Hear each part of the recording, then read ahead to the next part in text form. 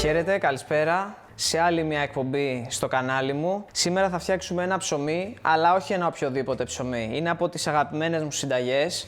Έχει βάση το καλαμπόκι σε διάφορες μορφές. Παρόλο που σας φαίνονται αρκετά τα υλικά, δεν είναι. Είναι υλικά που τα έχουμε όλοι στο σπίτι τα περισσότερα. Αλεύρι, μέλι, γάλα, είναι πολύ απλά. Είναι ένα ψωμί πολύ ιδιαίτερο. Δεν έχει ακριβώς την υφή του ψωμιού, δηλαδή μοιάζει λίγο με κέικ, γλυκίζει κιόλας και ταιριάζει πάρα πολύ με κάποια μαρμελάδα, με εξτρά βούτυρο. Είναι φανταστική συνταγή, είναι από τις αγαπημένες μου. Θέλω οπωσδήποτε να την κάνετε. Πάμε να φτιάξουμε cornbread.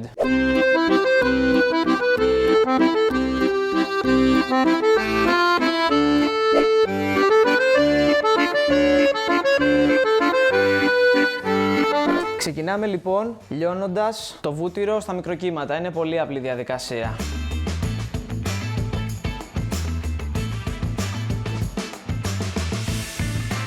Πολύ ωραία. Το βουτυράκι έχει λιώσει και ξεκινάμε τη διαδικασία σιγά σιγά. Έχω βάλει το φούρνο στους 200 βαθμούς να προθερμαίνεται και θα βουτυρώσουμε μια φόρμα για να μην κολλήσει μετά.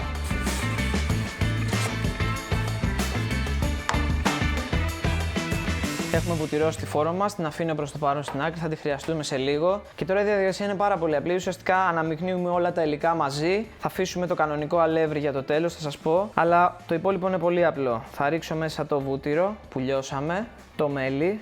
Ένα καλό tip είναι, αν θέλετε το μέλι, να το βάλετε και αυτό για 10-20 δευτερόλεπτα. Να λιώσει γρηγορότερα, να ενσωματωθεί γρηγορότερα. Τα δύο αυγά μας.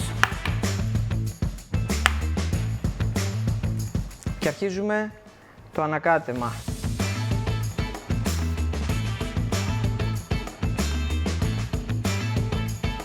Τώρα θα αναμίξουμε το κανονικό αλεύρι με το baking powder. Αναμειγνύοντας αυτά τα δύο υλικά μαζί είναι σαν να φτιάχνουμε ένα αλεύρι που φουσκώνει μόνο του. Αυτό είναι το αλεύρι που φουσκώνει μόνο του. Είναι αλεύρι κανονικό που έχουν βάλει μέσα baking powder. Δεν έχει κάποια άλλη διαφορά. Επομένως το ανακατεύουμε και αυτό. Και ο λόγος που δεν το βάζουμε από την αρχή είναι γιατί θέλουμε να ανακατέψουμε το κανονικό αλεύρι με το υγρό όσο το δυνατόν λιγότερο. Γιατί όσο πιο πολύ το ανακατεύουμε, τόσο πιο πολύ αναπτύσσεται η γλουτένη μέσα και θα γίνει σαν ψωμί κλασικό, κάτι που δεν θέλουμε για αυτή τη συνταγή εδώ πέρα. Επομένως θα ρίξω και αυτό εδώ μέσα. Θα γίνει λίγο παχύρευστο αυτό.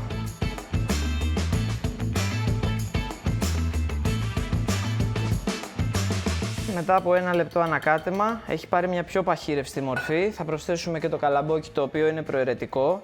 Σε αυτή τη φάση εδώ πέρα θα μπορούσατε να βάλετε και άλλα υλικά αν θέλετε, ως παράδειγμα κάποιο τυρί, φέτα, λιαστές ντομάτες, και το καλαμποκάκι θα το βάλουμε μέσα για μια εξτρά καλαμποκένια γεύση, παρόλο που από την πολέντα έχει πάρει τη γεύση του.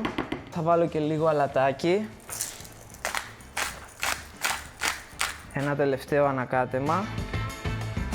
Τώρα ανάλογα με το πόσο ζουμερό το θέλετε το κέικ ή πιο σφιχτό, θα αφαιρέσετε ή θα προσθέσετε λίγο από την ποσότητα του γάλακτος. Εμένα μου αρέσει να είναι σχετικά, να μοιάζει λίγο με κέικ, να είναι πιο υδαρές, πιο υγρό, οπότε χρησιμοποιώ λίγο περισσότερο. Αλλιώς αφαιρείτε λίγο από την ποσότητα του γάλακτος για να γίνει λίγο πιο σαν ψωμί. Θα μεταφέρουμε στη φόρμα που βουτυρώσαμε.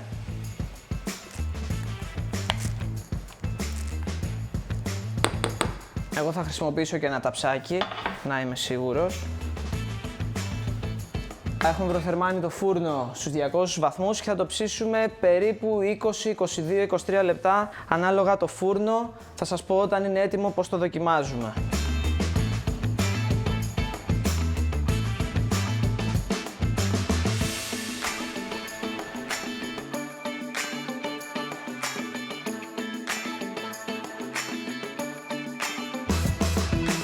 Περάσανε 20 με 25 λεπτάκια. Η κλασική διαδικασία για να τσεκάρουμε ότι είναι έτοιμο την ξέρετε όλοι. Δοκιμάζουμε μια οντογλυφίδα. Αν δούμε ότι δεν βγάζει, δεν έχει ψίχουλα, δεν έχει υγρά πάνω, πάει να πει ότι είναι έτοιμη. Αν έχετε μια σπατουλίτσα, μπορείτε να το περάσετε γύρω-γύρω. Αν και το βουτυρώσαμε, δεν υπάρχει φόβος για να κολλήσει. Αυτή εδώ η φόρμα ανοίγει κιόλας. Βλέπετε τι όμορφο που είναι. Θα κόψω να δοκιμάσω ένα κομμάτι, γιατί κρατιέμαι τόση ώρα με νύχια και με δόντια μέχρι να ετοιμαστεί.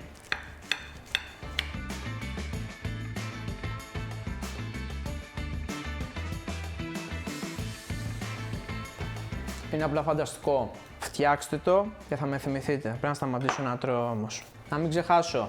Subscribe οπωσδήποτε στο κανάλι. Και για καλαμποκόψωμα, και για κοκτέιλ, και για γλυκά. Μείνετε συντονισμένοι, κάντε subscribe, έρχονται γαμάτες συνταγές στη συνέχεια. Φιλιά πολλά!